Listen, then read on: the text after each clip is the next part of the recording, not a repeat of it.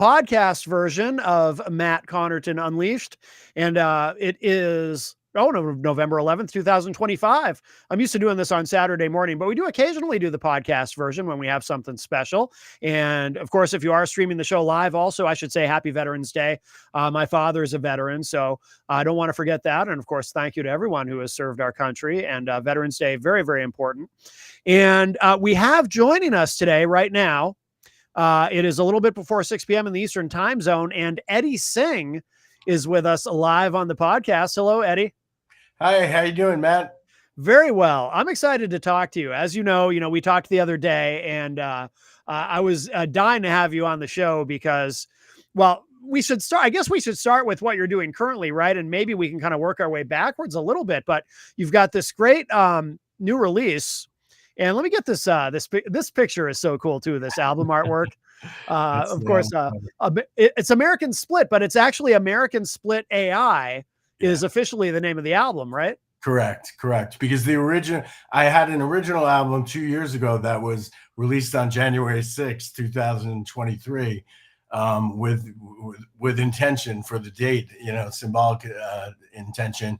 And I've remade the album using AI tools. And I'm really pleased with the results, and it's really helped my vision come alive for all the songs. So part of what is so interesting about this, well, there's many things that are interesting to me about it, but and the album is great. So the original album is great, and you can hear it on the website. Excuse me, but the AI version is even better, and to me, it was kind of interesting to sort of compare and contrast the two, because I actually heard the new version first, because you had sent me the entire album, the AI version. And then I went back to the website, and it was, for me, hearing the AI version first, it was almost like the original version. It's almost like hearing the demos of what the final product is. But I like so the original versions obviously are a bit more raw in that sense, but I like them both. But one of the things that we discuss a lot on the program is AI and its impact on AI in all sorts of creative arts, but especially in music. It's really interesting to me, and to our audience, and a lot of our audience is people in the industry too. So it's something that directly affects everyone.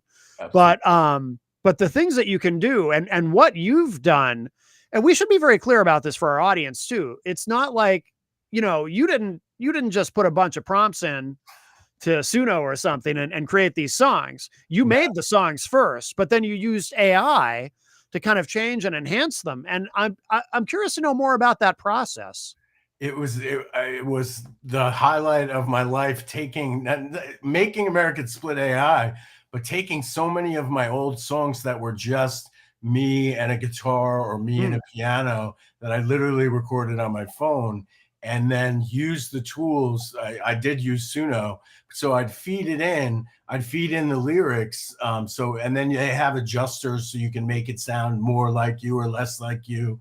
Yeah. But mostly you have to type in precisely what you want. So whenever I write a song, I always hear the full version in my head.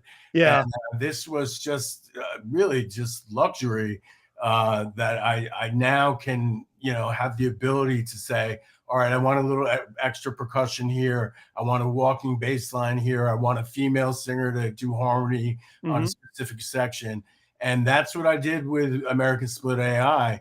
I fed the original album in, went song by song, and spent hours and hours. I mean, it wasn't like, I just pressed a button. Yeah. You can do that with Suno, and it's a great tool for that. But I really think they now have a production studio where you can manipulate all the stems and, really get to work at it. So I use that as well. And I was just really pleased with, and I recognize that, AI is like, it's kind of like the boogeyman for musicians and for performers now. And with good reason. I'm very into AI. I'm getting a phone call. Very into AI in general. And the whole Eddie Singh grew out of an AI concept. He grew out of this game called Scaped Infremted, where Eddie Singh comes back from the future, as you can see from the picture, Mm-hmm. to save humanity from the Raybot spiders, who are an AI platform that is rewriting the internet. And this was, again, I mean, the album was a long time in the making. It came out in 2003, but I'd been working on it for years. Mm-hmm. And so to actually see, like, have the AI catch up to the storyline, it just seems like the perfect time to utilize those tools. The Raybat spiders are basically changing the internet and giving machines and bots credit for where humans used to have it. Like, that's the storyline. That's interesting. Kind of changing history in a sense. Right. Um, I'm fascinated too by, and I think I'd said this to you on the phone too. It's prophetic, right? Because this originally 2003 is when you came up with this concept, right? Yeah, oh, it was back in the day. The truth is, Eddie Singh is the mastermind. My real name is Brian Mannix, and I used to be a teacher, and I developed this game called Skabd and Fremted, which means create your future in Danish. And Yeah. it was an alternate reality game for education, and it was played in like over 140 countries around the world. And I got some awards for some of the stuff I did with that. And it was really attached to like social studies and having the students go and check primary sources. So I like altered a bunch of sites and put up some fake stuff. And then we have clues. And hopefully in a couple of weeks, this is all going to be digital, because the first album had the cover of it was the board game, and that led you into the ARG. And now it's just going to be like Shazamming the songs and Yeah. getting clues and challenges and stuff. Oh, that's really cool. So this sort of Eddie Singh universe. It's like it's pretty amazing. It has, because I made a video called "The Story of Eddie Singh" Yeah. probably about 10 years ago, and it feels like most of the weird thing. My brother said, "My God, it's so odd." He didn't understand it all, and now I feel like with the internet being half AI now, Mm-hmm. like it came true almost. Yeah, yeah. And tell us about Eddie Singh. Tell us about the character of Eddie Singh, because as you mentioned, you did reveal your true identity. Uh, Right. but who is Eddie Singh? Eddie Singh is the character that I was able to create and step into. Eddie Okay. Singh is a lefty. I learned to play pool lefty, Yeah. which was helpful, and a little bit of hustling once in a while. Yeah. But I really adopted this personality and stepped into it, somewhat to take away my nerves and to just be like a Ziggy Stardust kind of character. Yeah. I mean, Bono's done it, Lady Gaga's done it, and I wanted to create this persona who's the leader of the resistance against the corruption, is what we called it in the game, by the Raybot spiders. And the whole idea is that I lead, and with the game on the album, it's fun stuff. I mean, it's a lot of it's serious stuff, but a lot of it is just fun stuff, where you get to share, with someone that you love, a video on TikTok, or you need to tell someone that you had an argument, that you're sorry, or whatever it may be. There's literally, like, I think it's like 600 different options within the album once the scanner thing is up and running. Oh, wow.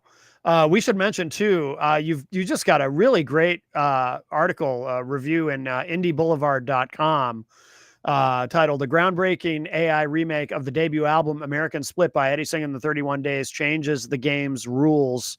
And when I put this up on YouTube after, I'll drop a link to this article in there in the description. But really, really good. And I mean, how do you feel? Like, do you feel like a trailblazer? Do you feel like you're like or the word groundbreaking? That's a lot to live up to, right? But you are the first person I've encountered in the industry who has really done something this interesting and this sort of complex. Well, I appreciate that. I don't know if I'm the first, but I do think outside of the box. I've always been a creative thinker and someone that isn't good with structures imposed on me. As a teacher, I literally abolished grades at the school I was at after like a 3-year process of doing the research and everything. Huh. And I wrote narratives for the students and focused on their skills and really, I had like a 1-page thing that I would give to all the students, getting so that they'd get to know, the parents would get to know exactly what it meant to get like a 77, and so we abolished it. But with Eddie saying, yeah, I feel like it is a little cutting edge. I mean, the Indie Boulevard article was overwhelming, to be honest, to read. There were so many quotes in there where I was like, wow, this is, I was humbled. Yeah. And I'm excited. Yeah, I think it is a new frontier. I think AI is a tool, and it depends how you use it. Just like anything else, just like any DAW system, any vocal effects, any click track timer. I mean, these are automated things that gradually, one by one, were not accepted by the industry. I think Boston made their album without a click track because they were so opposed to it. Right. I'm pretty sure that's the case. And I think, little by little, it does get accepted. I mean, this to me is just another huge Suno and other apps like it. It's just a huge creative well that people can gather and use to really make whatever they hear in their head, which I think is a great service to musicians. I agree. Do you think that, kind of looking at it from the other side, do you think there's any danger in it? Like, do you think, as a creative person, do you feel threatened in any way, like that you can? So, for example, because you talked about Suno, I've experienced with Suno also. I've just, but not doing anything like what you've done, but just putting in prompts and telling it, make a song about this, about these concepts in this style, and then just seeing what it comes up with. And I've been pretty impressed with what it It's comes up amazing. with. I It's mean, truly amazing. I mean, I made, for each song on the album, I probably made 40 songs and described it in different ways until I got yeah. it just right. But you can make them quickly if you want, and they all sound good. I mean, they really, the AI does a great job. Again, mine was a little different because it had my audio as a basis, so I haven't really used it for anything but that. But I Yeah. know even if you don't have a song, if you're just a poet, you could certainly put the AI to music. But yeah, I think it's something that's here to stay. I don't think it's going to be going away. No. But I think it is somewhat of a threat. I mean, it depends if it's like anything else. If it's ethically used, if it's used the right way, I think it could be a really productive tool. Exactly. As you were going through this process, using Suno to enhance these songs, um, did any of them really, like how surprised were you? Like, did you know going into this, going through this process, were you expecting them to come out as good as they did, or were you kind Yeah, of shocked? I was amazed. I was Yeah. amazed. I mean, I was literally, the first time I did it, I was just like, oh my God. I couldn't believe the sound. Yeah. And again, depending on how you set it up, because there are a lot of different, sliders and different ways to make each song. You can really have, you can change the song entirely if you want, or you can keep it almost exactly the same. There's a few of the songs. And again, it's all AI. The American Split AI is all AI. My own mother doesn't believe me. Yeah, there's a few songs that they sound so much like me Yeah. that I get confused. I'm like, is this me singing? Right. It really was spot on. And then I was able to use, for some of the songs where I wanted a different type of voice, like Stand Up being one of them.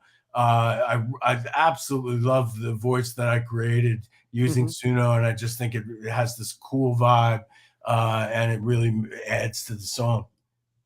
Um, so speaking of the songs, so when people listen to the entire album, one thing, well, I mean, you notice it immediately. You notice it by the second song, actually, that you've got a lot of different genres, sort of in subgenres covered here, right? Because the opening track. So when I sat down to listen to it for the first time, I was surprised because the opening track, "Some Justice Opportunity," I was like, oh, it's hip hop. I didn't expect this, and then, but really, really good. Thank you. Like really good, and then it gets to the second song, and it's like, oh, this is a change up. And then I wonder if this is the style that the rest of the album is going to be, and then it gets to the next song, and and you've got a variety of genres represented here, but they're all really well done, and the album as a whole, it works. It's not, Thank you. because when you do something like that, it could there's a risk to that. It could seem disjointed. It could seem kind of like it's all over the place, or it can all work together. And this album, it all works together. Maybe because there's kind of a common theme behind it. I'm not sure, but it works. It's really effective, and it's if you listen to the whole thing, and I encourage people to do that, it kind of really makes a statement, and it makes you think too. The lyrics make you think. I appreciate that. Yeah, Some Justice Opportunity came about years ago when Michael Brown was killed in Ferguson, Missouri. Yep. I saw the two news coverages on MSNBC. They were saying there were protesters in the street, and Fox said there was rioters in the street. Of course. And I had been taking a sabbatical to work on a company that I created called Babysitting Barter. This was before care.com. And I immediately said, I was off, and I was expecting to go back to teaching the year after if the Babysitting Barter didn't work out. And I just thought, I have to go there. This is my America. That's one of the songs. Is this our America? Yeah. And so I went there, and I was there when the riots were taking place, and I interviewed all kinds of people. So the first version has audio clips of all different people I interviewed, and then the speech at the end, which is on well, everything's on the new one, but the speech at the end was with two guys that I was talking with when we were standing next to the riot police, and they were shooting tear gas with tanks, and I was like right on the front lines. And it's a lot of it deals with America's issues, with racism and just with our political divide, not dealing and not helping, not being fair, and being somewhat racist and sexist and homophobic. I mean, it's kind of the trifecta. And I feel like we're at a real, turning point for America right now. And I hope that this kind of talks about the landscape. Is this our America? Stand Up, I wrote the day that Roe versus Wade was overturned. And I just couldn't believe that mostly that someone that was raped or a victim of incest would be forced to have a child. Yeah. And that's what that song is about, that we got to stand up against that kind of thing. Yeah. And Stand Up is really like kind of a rallying cry that I think that I would love for like Move On to just take it, or Planned Parenthood to go ahead and use the song for their rallies or for the movement. Maybe there's an opportunity there, but yeah, it's very, very powerful. Yeah, Stand Up, that's another very powerful song. Is This Our America is great. That, of course, the first single that's going to radio. That's so right. Very, very excited about that. You had the world premiere on Saturday. It was very absolutely, yeah, absolutely. Can we talk to a little bit, just kind of shift gears a little too, because I want to know about your radio background. When we talked on the phone the other day, you're a radio guy too. Yeah, absolutely. I used to work for WLIR and WGRE and Party 105 on Long Island back when I was out of college.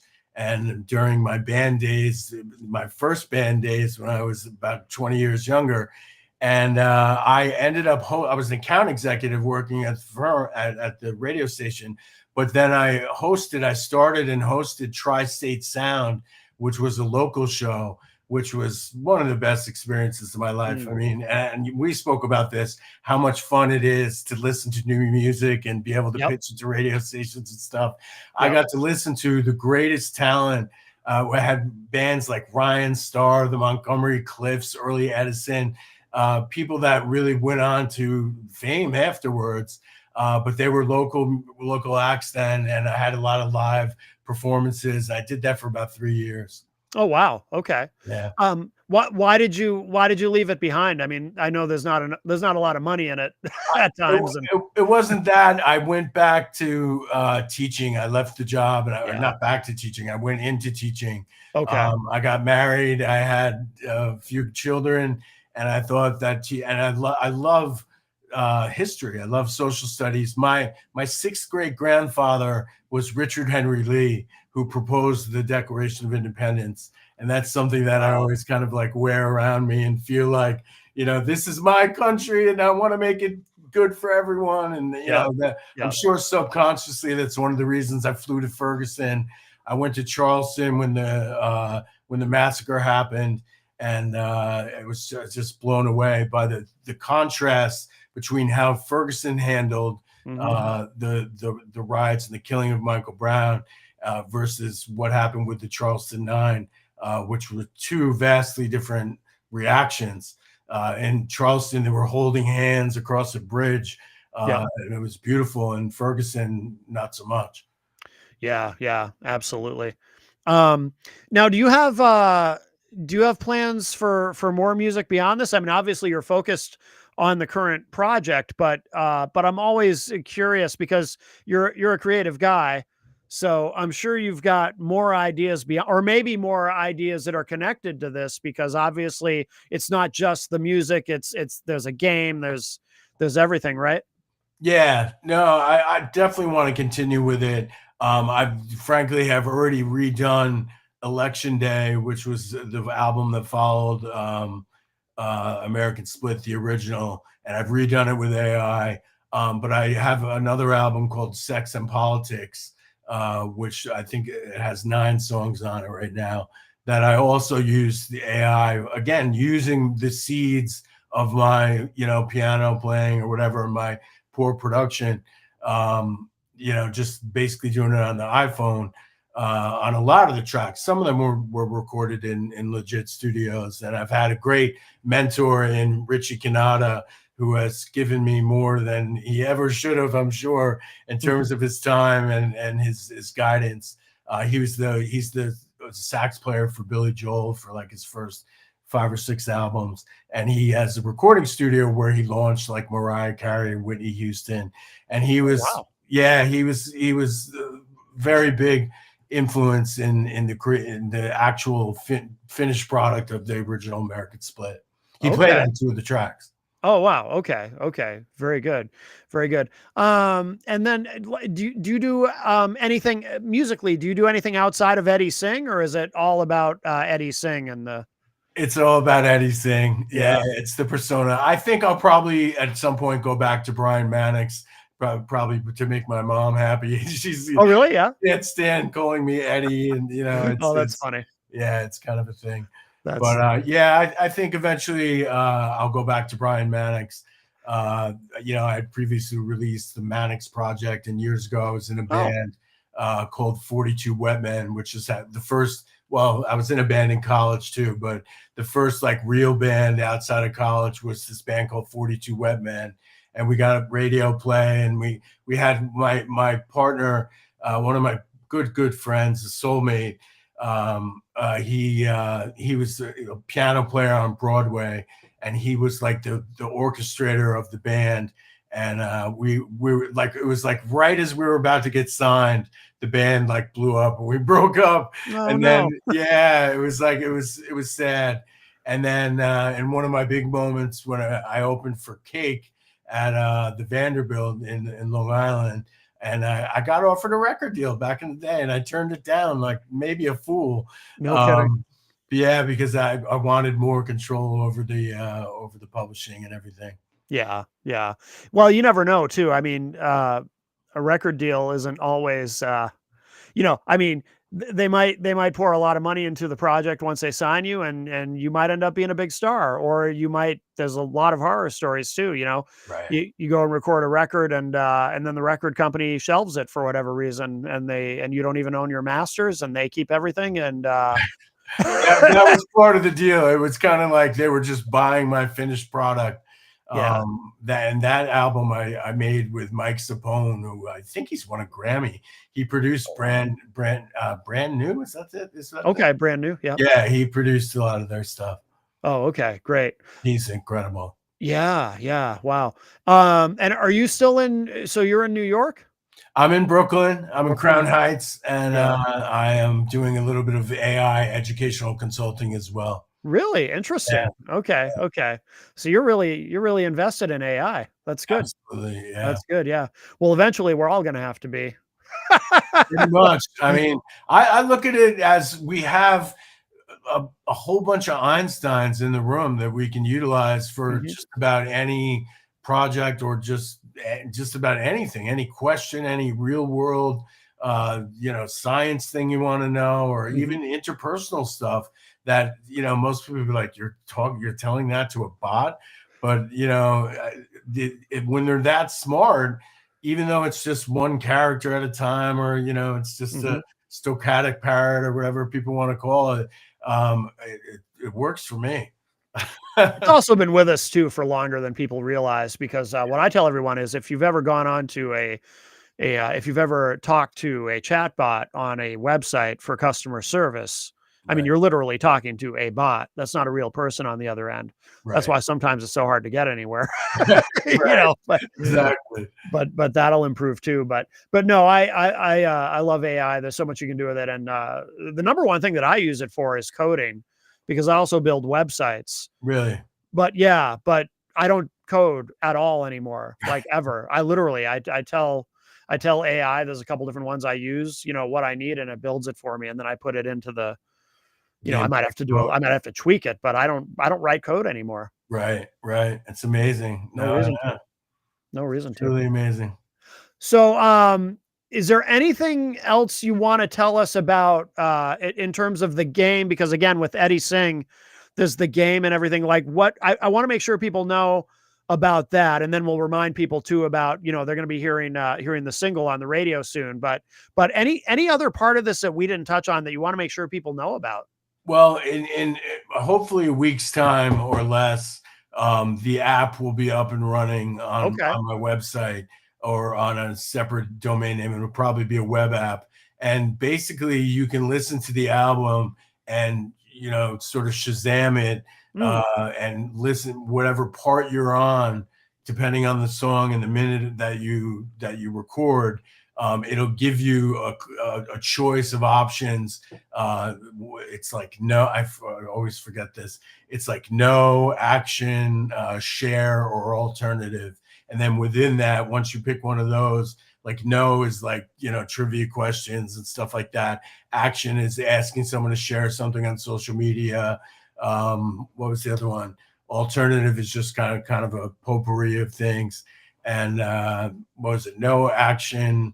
I'm forgetting the other one, but then there's subcategories of what the album is all about. Love and sex, which, please you and come on, certainly represent that, and the mhm, love of Mineola, screaming your name in the night. And then there's subcategories: so love and sex, racism, sexism, homophobia, and technology.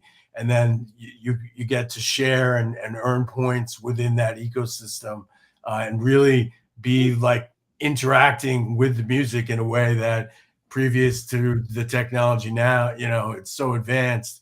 And again, I've been kind of waiting for this. I mean, I had this idea a long time ago, but I wasn't able with my skills then to create a Shazam. But now, like you said, not having to code, I mean, I can build it, and I was able to build it. It's working perfectly in the development environment. wow. I just have to push it up live. Fantastic. Well, Yeah, congratulations I'm on that. excited. That's exciting. Thank Yeah. you. Yeah. Really looking forward to that. And of course, Is This Our America? I have the title right, right? Is This Our America? Is This Our America? Yeah, it Okay. was called This My America, Right, right. Yeah. and I changed it because it's really our America. It's not mine. Yeah, yeah. Excellent. And so that's going out that's well starting now really. It's going out to college radio and people will be able to hear that soon and hopefully too they'll get into the game and all of it. But we'll make sure people know about it. That's for sure. Absolutely. Great stuff, and I encourage people to check out the album too, and of course, if you go to eddiesing.com, you can find, well, the original is there too. I don't know if the original is still on. I think I might have just Oh, replaced it with the updated version, but you can oh, certainly gotcha. you can certainly learn everything you wanted to know about me or the band. Yeah. My electronic press kit is a little too long. It's a Prezi where you can go in and see who Yeah. I am and my background, my life, and then each of the albums you can go and see the lyrics and who produced it and everything. And I got to watch, looking at the website too, that reminds me, I got to watch that. I haven't watched the video yet, but I'm going to. The story of Eddie Singh. I need to check that out. Yeah, that was years ago, and the first one I made, and it was kind of a just I had this experience where I was typing and I was writing like just a creative writing session, and I wrote about this translucent girl, and then I went to stop writing, and I got Haagen-Dazs out of my fridge or freezer, and they had a QR code, which at that point I'd probably never scanned a QR code of someone else's, Yeah. and I scanned it, and you downloaded an app. It was called the Concerto app, and outgrew a 3D image, a hologram like Princess Leia and Batman and Star Wars playing the violin.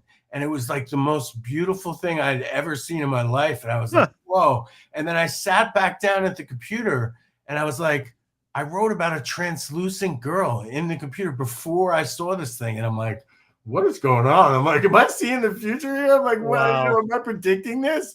It was so, it still haunts me. I don't know Yeah. what exactly, who threw that seed into my subconscious, and Yeah. Yeah. preview.